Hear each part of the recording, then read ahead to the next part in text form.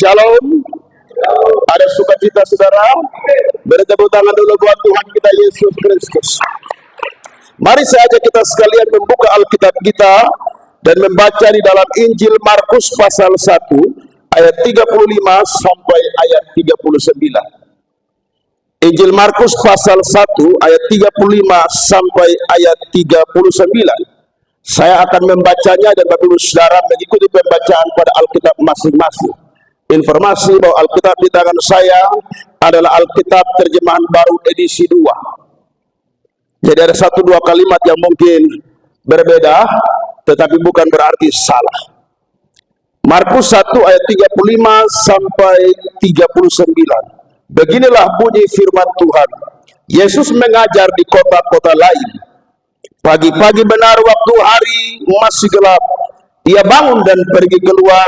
Ia pergi ke tempat yang sunyi, kalau menurut Alkitab saudara ya, tempat yang terpencil, dan berdoa di sana. Simon dan kawan-kawannya pun mencari dia.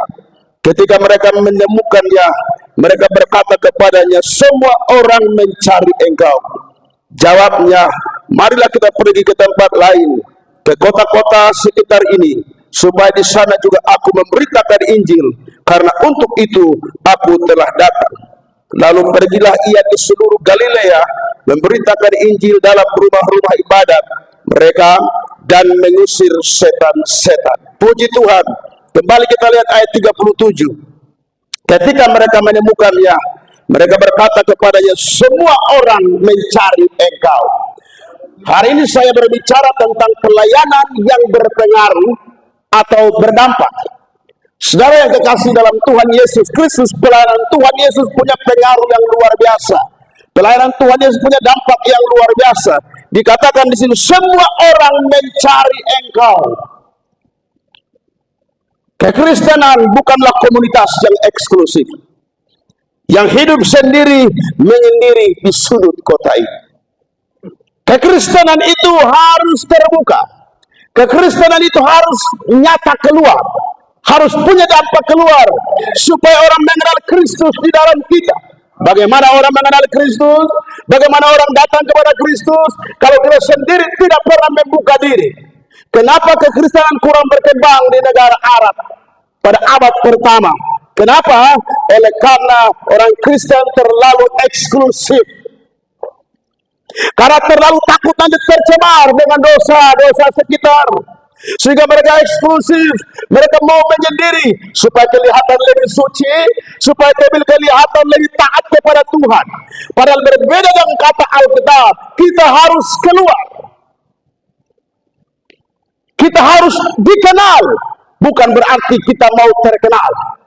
Paulus berkata, "Aku tidak terkenal tapi dikenal." Kekristenan demikian. Kita bukan mau pamer diri, kita bukan mau sok-sok menunjukkan kepada dunia, "Ini saya." Tetapi dengan sendirinya dalam pimpinan Roh Kudus, maka gereja itu akan dikenal, dan melalui gereja Yesus Kristus dikenal. Alkitab menunjukkan berbagai hal tentang kehadiran Kristen di tengah-tengah dunia. Yang pertama, dia berkata, "Kamu adalah garam dan terang."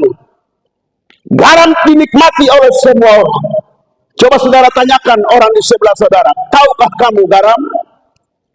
Kalau ada yang berkata, "Saya tidak pernah tahu garam, saya tidak pernah melihat garam," kemungkinan dia baru datang dari planet Mars, sehingga dia tidak tahu apa itu garam. Semua orang pasti menikmati garam. Ibu-ibu dapur pasti mengerti garam. Garam dinikmati oleh semua orang. Artinya kehadiran kita harus dinikmati, harus dirasakan oleh semua orang. Sehingga mereka berkata, luar biasa, di sisi itu mending kita boleh merasakan kasih Kristus melalui kehadiran mereka. Yang kedua, kamu adalah terang. Yesus berkata, tidak mungkin pelita atau terang itu ditaruh di bawah gantang dan tidak dilihat oleh semua orang. Biarlah terangmu bercahaya supaya semua orang melihatnya dan memuliakan Bapa di sorga. Maka kamu adalah murid-muridku. Terang itu dilihat oleh semua orang. Siapa di sini yang masuk dalam rumah lalu ambil penutup nasi, lalu tutup semua terang yang ada dan berkata, ketika melihat terang aku merasa alergi. Setiap kali ada yang fobia dengan terang. Tanya orang di sebelah saudara, fobia kah Anda dengan terang? Setiap kali lihat terang pasti dia takut. Setiap kali melihat terang dia larikan diri. Terang harus dilihat oleh semua orang. Amin saudara. Bahkan Tuhan Yesus berkata, jangkauan kita bukan satu wilayah saja, tapi Yerusalem, Yudea, Samaria, sampai ke ujung bumi. Paulus berkata, kamu adalah surat Kristus yang terbuka, yang dibaca oleh semua orang. Jadi kalau hidup kita tidak bisa dibaca oleh orang lain, melihat Kristus dalam diri kita, maka itu Kristen palsu. Maka pelayanan kita harus berdampak, harus berpengaruh. Dan itu dicontohkan oleh Tuhan Yesus Kristus. Sampai orang mencari Yesus. Guru, semua orang mencari engkau. Kecil, besar, tua, muda, laki, perempuan, apa, oma. Semua mencari Yesus. Karena ada sesuatu yang beda di dalam diri Yesus Kristus. Kalau kita sungguh-sungguh adalah murid Tuhan, kita sungguh-sungguh adalah gereja yang sejati, ada sesuatu yang beda, ada daya tarik yang beda di dalam diri kita, sehingga orang punya daya tarik luar biasa datang beribadah kepada Tuhan, karena melihat ada sesuatu yang berbeda dari jemaat Tuhan di sisi itu minting badado ini. Amin. Yang menjadi pertanyaannya adalah bagaimana supaya kita memiliki pelayanan yang berpengaruh, bagaimana supaya kita memiliki pelayanan yang berdampak. Dalam konteks Markus 1 ayat 35 sampai 39 hanya dua rahasia saja bagaimana pelayanan kita berdampak, bagaimana kehidupan kita berdampak, bagaimana di sisi berdampak. Hanya dua hal. Yang pertama, mari kita lihat, dan ini semua dicontohkan oleh Tuhan Yesus. Pagi-pagi benar, sekarang saudara boleh baca. Tadi kan terpencil, pasti di situ tempat yang sunyi. Saudara boleh baca ayat 35, 1, 2, 3.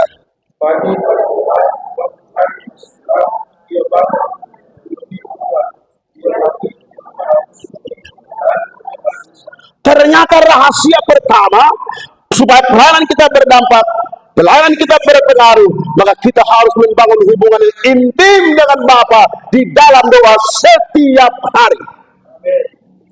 Pagi-pagi benar itu mulai pukul 1 sampai 3.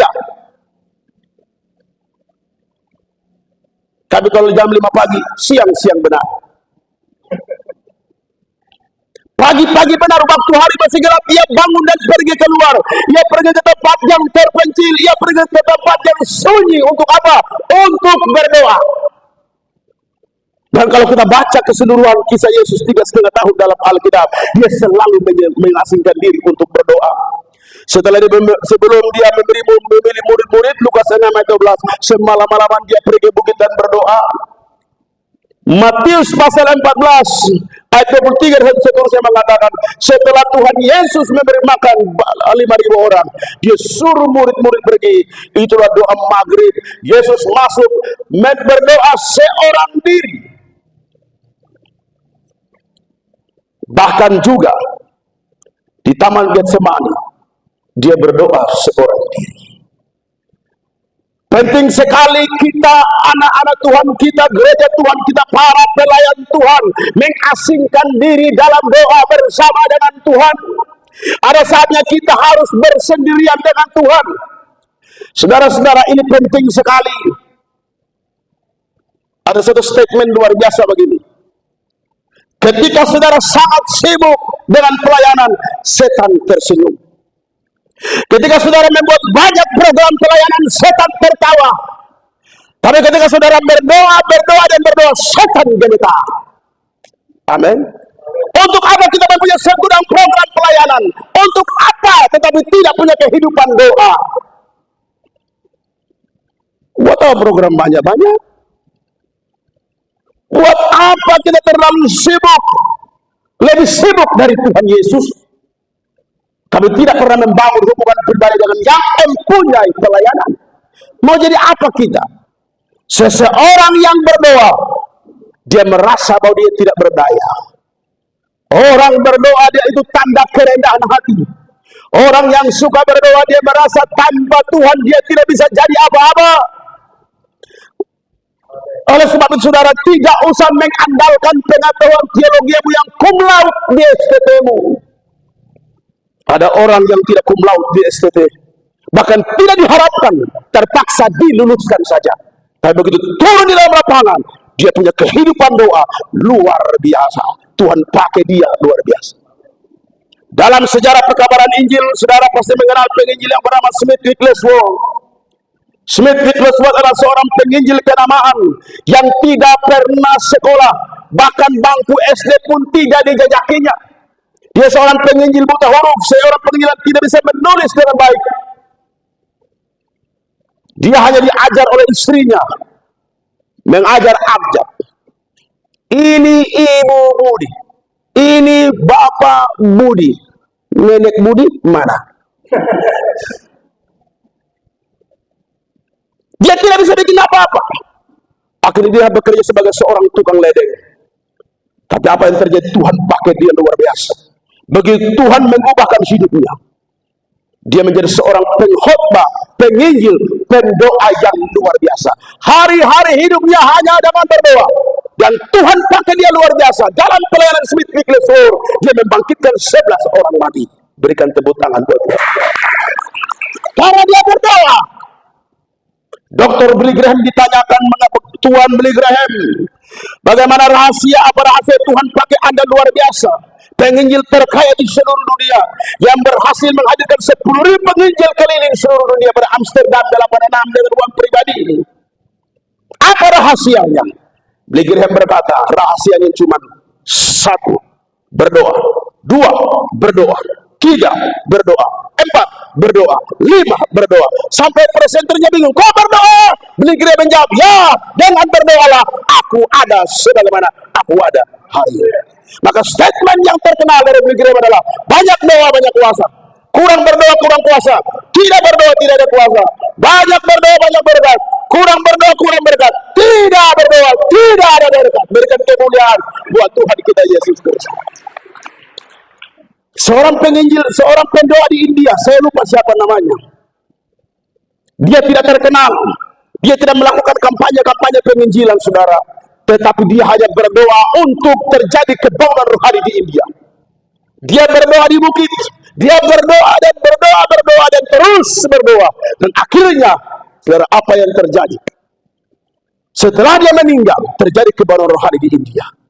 Dan sudah tahu, setiap malam dia berurut dan berdoa, dia berurut dan berdoa, dan akhirnya dia jatuh sakit gara-gara berdoa. Dia dibawa ke rumah sakit dan diperiksa, ternyata bermasalah di jantungnya. Jantungnya bermasalah, livernya bermasalah, dan dokter berkata, kamu harus banyak istirahat, tidak boleh berada di bawah embun yang dingin, kamu harus banyak istirahat. Lalu dengan setengah sehat, dia dikembalikan ke rumahnya. Begitu jam 12 malam dicari tidak ada, dicari kemana-mana tidak ketemu. Setelah ke bukit, dia lagi berlutut di bukit dan berdoa, dan dia menghabiskan hari-hari hidupnya hanya dengan berdoa. Dan setelah dia meninggal, terjadi kebangunan rohani yang besar di India. Ketika saudara berdoa, saudara tidak mungkin tidak merasakan apa-apa. Saudara mungkin merasa tidak ada dampak, saudara mungkin merasa tidak ada jawaban, tapi ingat, beberapa tahun dalam rencana Tuhan, di dalam doamu, Tuhan akan berbuat sesuatu.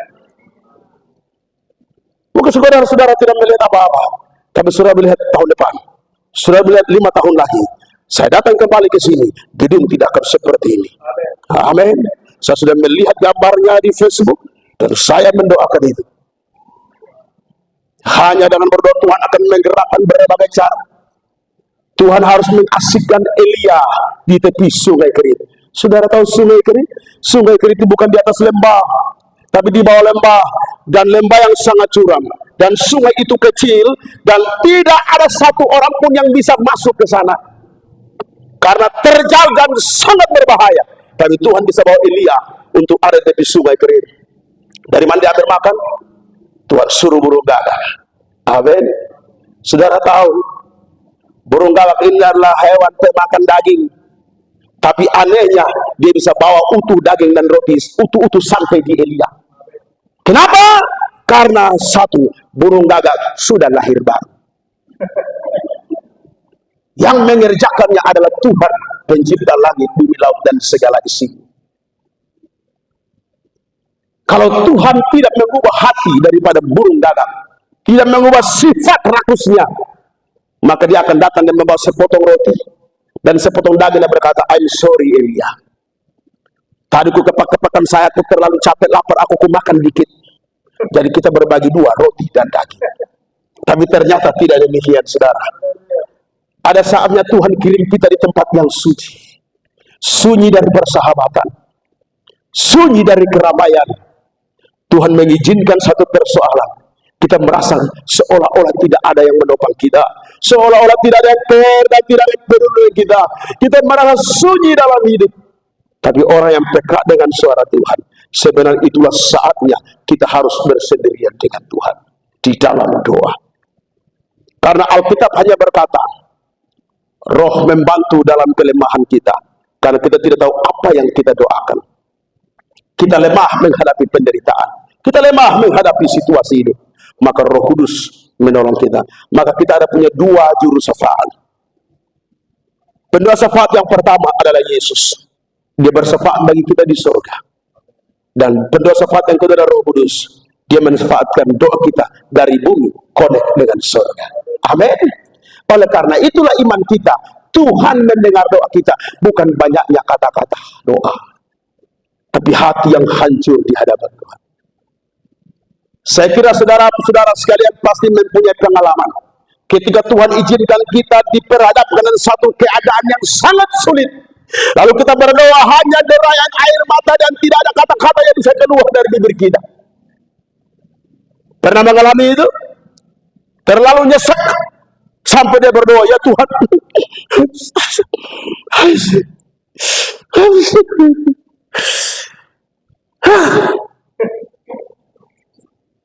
sampai menghadap tembok, taruh tangan di jidat tembok.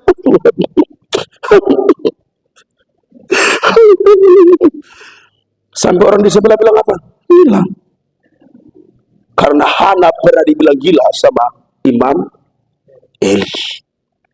Karena Hana dihina oleh madunya, oleh istri kedua daripada Elkanah suami. Hatinya sesak, datang dan berdoa, hanya bibir saya bergerak. Saudara, kira-kira kalau orang datang di gereja, yang lain lagi berdoa, haleluya Tuhan, yang di sebelah cuma gini. Apa saudara bilang? Ya? Apa saudara kata? Lu lagi berdoa atau lagi apa ini? Kata, wah, ini lagi bahasa roh kali ya. Tidak semua orang situasinya sama. Tapi hebatnya Tuhan, Dia mengerti apa yang kita doakan. Amin. Dia memahami. Dan saudara tahu, di dalam doa kita menikmati hadirat Tuhan yang luar biasa. Yesus membawa Petrus, Yohanes, dan Yakobus naik ke bukit dan berdoa. Sementara berdoa, rupa wajahnya berubah, berkilau-kilauan. Hadirat Tuhan hanya bisa dirasakan ketika kita bersujud dalam doa kepada Tuhan. Saudara, tidak ada cara lain untuk membuat pelayanan berdampak kecuali berdoa. Tunjukkan saya cara yang lain selain doa, maka saya akan tinggalkan doa untuk ikuti cara itu. Ada yang berusaha membuat pelayanannya berdampak dengan membagi sembako. Datang ya, dapat kupon, nanti hari Minggu bagi-bagi sembako, penuh semua dapat sembako. Pada waktu saya di Jakarta, pada salah satu gereja di mana saya ada, hari Minggu saya koordinator pelayanan, ya. Pada hari Minggu jemaat tidak ada, yang ada cuma 3 orang. Saya tanya, di mana yang lain? Tidak tahu Pak. Jadi kami beribadah 3 orang. Hari Minggu pagi. Padahal biasanya ibadah itu 100 orang. Itu yang minimal 80 orang, 50 orang itu ada. Tapi ini ada cuma 3. Tambah dengan worship leader, singer, pemain musik, pengkhotbah. Hampir 10 saja kami ibadah. Setelah ibadah saya cari tahu, ada apa ini? Saya ke rumah-rumah. Kenapa tadi tidak ibadah? Oh Pak, kemarin di gereja A ngasih kami kupon, bawa bekas sembako di Taman Mini Indonesia Indah. Ya, persyaratannya kami harus ke sana ibadah baru dikasih. Saya berdasar ini pendeta. Untuk apa membagi sembako hanya mencari jiwa? Tuhan tidak hargai itu. Itu cara-cara yang jahat. Bilang orang di sebelah saudara, berdoa supaya jangan cara jahat kita pakai. Mau jemaat berkembang, mau pelayanan berpengaruh, doa saja dengan Tuhan. Bagi Allah tidak ada suatu perkara pun yang mustahil. 28 tahun saya melayani Tuhan, Tuhan tidak pernah mengkhianati. Tuhan tidak pernah tidak menunjukkan sesuatu perkara yang besar ketika berdoa. Sudah, kalau bagi sembako bagi saja, ya kan? Ini sudah bagi sembako, bro. Hai guys, hari ini kami membagi sembako di orang di pinggir jalan, guys. Lalu dibikin caption di sana. Sebenarnya gereja harus begini. Lu melayani atau pamer? Saya bilang kepada jemaat, saya bilang kepada tim penginjilan Pintu Elok, seberapapun yang kamu bagikan ke orang lain, saya melihat siapa yang memposting bagi-bagi, saya pecat. Kenapa? Saya mau ajar jemaat. Apa yang dikasih tangan kanan tidak boleh didawa oleh tangan kiri. Kalau kamu kasih di Facebook, lalu orang puji kamu, itulah upahmu. Itu upahmu. Kamu kehilangan upah di atas. Begitu kamu dipuji, langsung terjadi pemutihan besar-besar di sorga. Tanya orang di sebelah saudara, mau dipuji sekarang atau dapat pemutihan di atas nanti? Ngeri kalau supaya pemutihan. Kita tidak apa-apa, kosong, zong kita. Jadi kalau ngasih aja. Di rayon kemarin saya bilang, persembahkan kepada Tuhan ya sudah, tidak usah komplain lagi. Namaku belum terdapat ya. Saya kasih perpuluhan, mana nama saya? Dan gembala harus mengumumkan, Pendeta Markus Maukaris perpuluhan 2 juta. Wah! Saat itu terjadi pemutihan di surga. Untuk apa pamer-pamer? Tapi saya percaya orang yang suka berdoa punya kepekaan dengan Tuhan. Tim saya di Alor telepon saya dan tanya, Pak Pendeta, bagaimana supaya saya memiliki kepekaan? Saya bilang, hanya cuma 2 kau lakukan. Pertama berdoa, kedua baca Alkitab. Kok begitu? Ya, dengan berdoa dan baca Alkitab, baru kepekaan itu diasah. Tidak ada batu asa yang lebih hebat dari berdoa dan baca Alkitab mengasah kepekaan dengan Tuhan. Tidak ada. Tunjukkan sama saya, ada cara lain? Tidak ada. Jemaat kekasih, betapa pentingnya doa. Ini seperti sederhana, tapi jangan main-main. Kuasanya luar biasa. Dia mungkin sekarang tidak terjadi apa-apa, tapi nanti lihat. Saya berdoa beberapa hal. Bertahun-tahun saya berdoa. Sampai bosan berdoa, capek, kok tidak dijawab-jawab. Setelah 28 tahun baru Tuhan jawab. Bayangkan. Saya berdoa, Tuhan suatu saat saya menggembalakan jemaat. Tuhan suatu saat saya bangun gereja. 28 tahun. Ini kita baru berdoa hari ini, tutup besok harus dijawab. Kan kurang ajar. Kurang ajar ya. Nah, saudara-saudara yang dikasih dalam Tuhan Yesus Kristus. Jadi itu rahasianya. Charles Finney ketika ditanya, apa yang membuat pelayananmu begitu luar biasa? Ikut saya, dia bilang. Mereka naik di lantai 4, kemudian turun lagi ke bawah. Sampai di basement. Dia tunjukkan, inilah rahasia keberhasilan pelayanan saya. Saudara tahu, di dalam basement itu ada 400 pendoa yang sedang berdoa untuk Charles. Dan saudara tahu, kesaksian Charles adalah ketika dia naik pesawat, dia melintasi, misalnya kalau dia melintasi Tuminting, dan dia angkat tangan dan mendoakan Tuminting, itu orang yang sakit di rumah sakit, ya, Profesor Kondau, langsung sembuh semua. Makanya orang jarang undang dia, takut dokter-dokter menganggur. Bayangkan, dia lewat saja, belum tempat masih di pesawat, itu orang di rumah sakit sembuh. Wilayah itu terjadi kebanggaan rohani. Jadi atur demikian, dia utus timnya ke satu wilayah, misalnya dia mau ke Tuminting sini. 1 bulan sebelum dia utus tim pendoanya datang, berdoa, menyiapkan segala sesuatu, berdoa, baru Finney datang. Dan Tuhan buat perkara besar. Bagi Allah tidak ada yang mustahil. Tuhan bisa buat itu di bisnis Tuminting ini. Tuhan bisa buat dengan caranya ajaib dan luar biasa. Tuhan bisa pakai siapa saja. Bukan harus tamatan teologi. Saya sangat yakin Tuhan hanya mau pakai orang-orang yang suka berdoa. Bilang di sebelah saudara, kalau kamu suka berdoa, Tuhan akan pakai kamu.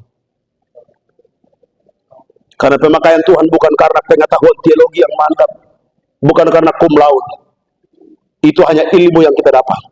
Betapa luar biasanya pengetahuan teologi dipenuhi dan urapan Tuhan melalui doa. Luar biasa. Itu hal pertama. Hal yang kedua dan terakhir, ayat 38, jawabnya, marilah kita pergi ke tempat lain, ke kota-kota sekitar ini, supaya di sana juga aku memberitakan Injil, karena untuk itu aku telah datang. Selain berdoa, ada tindakan kedua, kita bergerak pergi memberitakan Injil. Ini sangat penting sekali. Tuhan Yesus berkata, kita harus pergi ke kota lain juga, jangan hanya di sini saja, karena untuk itulah aku datang. Sekarang bermunculan penginjil-penginjil awam luar biasa akhir-akhir ini, satu fenomena yang luar biasa. Pertanyaannya, kenapa kau jadi penginjil? Karena jadi penginjil abad sekarang dengan abad yang lalu berbeda. Jadi penginjil di tahun 2000-an dengan tahun 70-80 beda. Bahkan pada tahun-tahun itu tidak ada orang tua yang berani menikahkan anaknya dengan pendeta, karena pendeta hidup susah. Tapi kalau zaman sekarang pendeta jadi rebutan. Mau sama-sama kamu? Pendeta itu pendeta dia loh. Kita pendeta. Udah bisa. Tapi kalau tahun-tahun 70-an 80-an sama-sama kau pacaran, pendeta, mau makan apa kau? Mau makan apa? Hari Senin rebus kitab Kejadian, hari Selasa rebus kitab Keluaran, hari terakhir rebus kitab Wahyu, dan innalillahi wa inna ilaihi raji'un. Tapi sekarang pendeta jadi rebutan. Ada bilang sama saya, Pak Pendeta, saya mau sekolah pendeta, mau seperti Bapak. Oh, mau seperti saya? Jangan lihat sekarang, lihat 28 tahun saya menderita. Mau begitu? Enggak lah Pak, masing-masing Tuhan sudah panggil. Jangan paksa diri. Kalau saudara paksa diri jadi pendeta, bukan Tuhan panggil jadi pendeta, malah dapat STH pendeta, pergi jadi caleg, jadi anggota DPR, tidak lolos, gila. Tidak lolos, berdiri tiang listrik, ambil koran Undang-Undang Dasar 45 pembukaan, dia ngomong sendiri karena tidak lolos. Saudara, kalau itu bukan panggilan Tuhan, jangan cari masalah, pastikan dulu.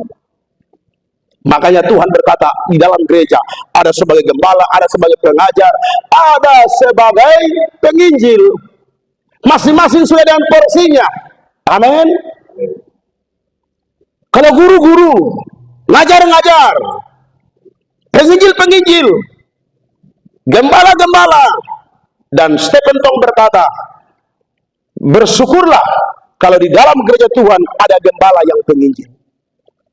Kalau dia menginjil menangkap jiwa, dia gembalakan sendiri. Amin. Pastor Don penginjil, tahun depan akan turun ke NTT, di lapangan mini Kalabahi, jantung kota. Jantung kota. Karena saya dapat ini jantung kota ini. Jantung tuh, kok pinggir? Kita akan melihat Tuhan bekerja luar biasa kalau kita memberitakan Injil. Injil adalah kabar baik. Ini harus kita sampaikan. Tidak harus berkhotbah di mimbar, tapi lewat hidup kita. Ada para teolog, mereka menyimpulkan, bukan saja ada tiga Injil, ya, bukan saja Injil Matius, Markus, Lukas, dan Yohanes. Ada tambah lagi satu Injil, Injil tingkah laku. Injil tingkah laku, Injil yang tidak bersuara, tetapi nyari bunyinya kemana-mana. Satu contoh sederhana, Petrus berkata, hai istri-istri, menangkan suamimu tanpa perkataan, tanpa berkata-kata. Ada ibu-ibu yang begitu semangat ikut penginjilan, dia pulang, dia bilang sama suaminya, suamiku, tadi kami ikut tes latihan penginjilan, bahwa siapa yang pemalas gereja dan tidak pernah gereja, tidak pernah cari Tuhan, akan masuk neraka. Oh begitu. Lalu suaminya bangun dan berkata, kaulah orang pertama yang kukirim ke neraka. Ditonjok suaminya. Tidak usah bawel. Terus gimana Pak? Ya berdoa saja dan lakukan tugas-tugas sebagai seorang istri. Amin. Pagi-pagi bangun, siapkan kopi, taruh bunga mawar di sampingnya. Lalu bilang, good morning my darling, I love you full. Ada seorang ibu berkata kepada saya, Pak Pendeta, aku kecewa dengan suamiku. Kenapa? Pada waktu pacaran, Pak Pendeta pagi-pagi diambil bunga mawar, dikasih sama orang dan bilang, good morning my darling, I love you full. Terus sekarang diambil bunga papaya, bilang, to misu. Tidak ada lagi bunga mawar. Saudara-saudara yang dikasih dalam Tuhan, setelah saya berkhotbah pada salah satu siaran TV di Kota Kupang, IUS TV Kupang, seorang ibu telepon saya, Pak Pendeta, saya baru sadar Pak. Kenapa? Saya sudah salah jalan Pak. Saya sudah menikah dengan suami yang beda iman Pak Pendeta. Saya kecewa sekali. Ya. Anakmu sudah berapa saya tanya? Sudah 4 Pak Pendeta. Terus setelah menikah dengan suami saya baru sadar kalau itu bukan jodoh saya. What? Terus 4 anak kau ambil dari mana? Setelah ada 4 anak baru kau bilang bukan jodoh. Ini model-model ini saudara. Makanya menikah sekali seumur hidup dan tidak ada kamus perceraian. Amin. Kalau ada yang bercerai mau kawin ulang, jangan kasih nikah. Wah, Pak Pendeta, Matius 19 berkata bercerai kecuali karena zina. Jangan lupa ayat berikut. Boleh menceraikan istri karena zina, tetapi kau kawin dengan perempuan lain, kau tetap zina. Artinya kesimpulan, silakan menceraikan dia, dia pun tidak kawin, kau pun tidak kawin seumur hidup. Maka Petrus bilang sama Tuhan Yesus, kalau model begini, enggak usah kawin saja. Tuhan Yesus bilang, tidak, kamu tidak mengerti. Ada orang tidak kawin karena 3 hal. Pertama, karena dia lahir cacat permanen. Saya kira saudara tidak akan menikah dengan laki-laki. Gitu ya? Pastilah. Apakah mau menerima? Tak akan itu. Tidak akan menikah dengan orang cacat mental. Ya. Yang kedua, kenapa orang tidak menikah? Karena perbuatan orang lain. Dia trauma. Sampai dia berkata, semua laki-laki sama saja. Yang suruh kau coba semua siapa? Kok kau sudah merasakan semua, kau bilang sama saja? Aduh. Dia trauma. Tidak mau menikah. Karena disakiti. Sampai dia bilang, semua laki-laki sama saja. Makanya suatu waktu ada cewek sama cowok, ceweknya ngambek, dikejar sama cowoknya, sayang, lepaskan, sayang, please maafin aku, lepaskan. Dilepas benaran, maafin saya di sungai. Dia kejar-kejar di kekasihnya. Ceweknya masuk ke dalam rumah, naik ke rumah lantai 2, sayang, I love you full sayang. Aku tidak sudi dengan kamu, dasar laki-laki buaya darat.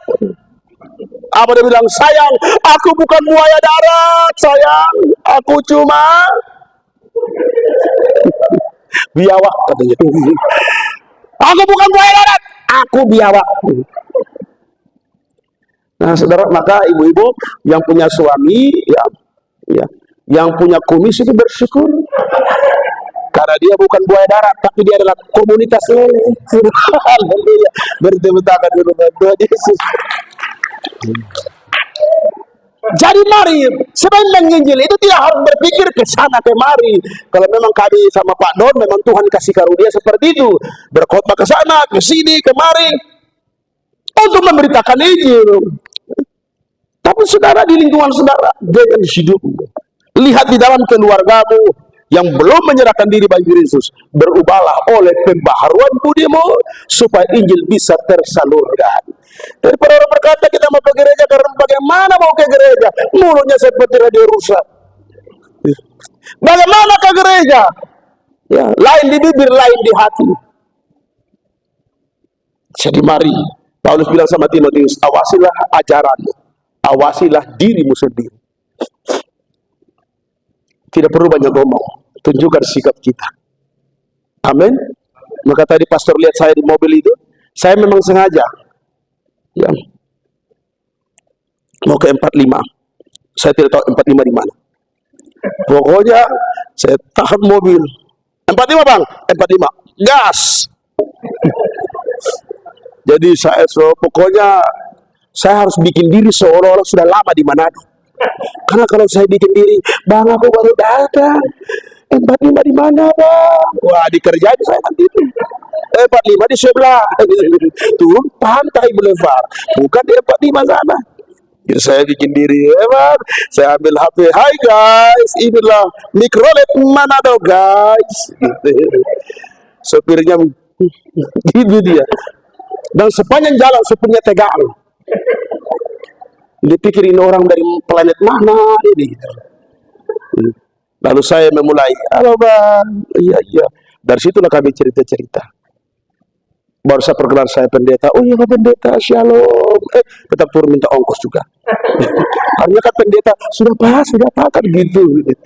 Ya saudara-saudara yang kekasih dalam Tuhan Yesus, kita bisa membawa diri kita adalah Injil tingkah laku, Injil hidup kita, sehingga menjadi berkat bagi banyak orang. Inilah rahasia kita punya pelayanan yang berdampak dan berpengaruh. Tuhan memberkati. Mari kita berdoa. Bapa, kami mengucap syukur malam hari ini Tuhan sudah membuka rahasia bagaimana pelayanan kami berdampak dan berpengaruh, yaitu melalui doa dan pemberitaan Injil. Tuhan tolong kami semua, biar kami hidup sesuai dengan kehendak-Mu. Patrikan firman-Mu dalam hati batin kami semua, oleh Roh-Mu yang kudus, dan kami dapat melakukannya dalam hidup kami hari lepas hari. Demi nama Yesus Kristus hamba berdoa. Amin.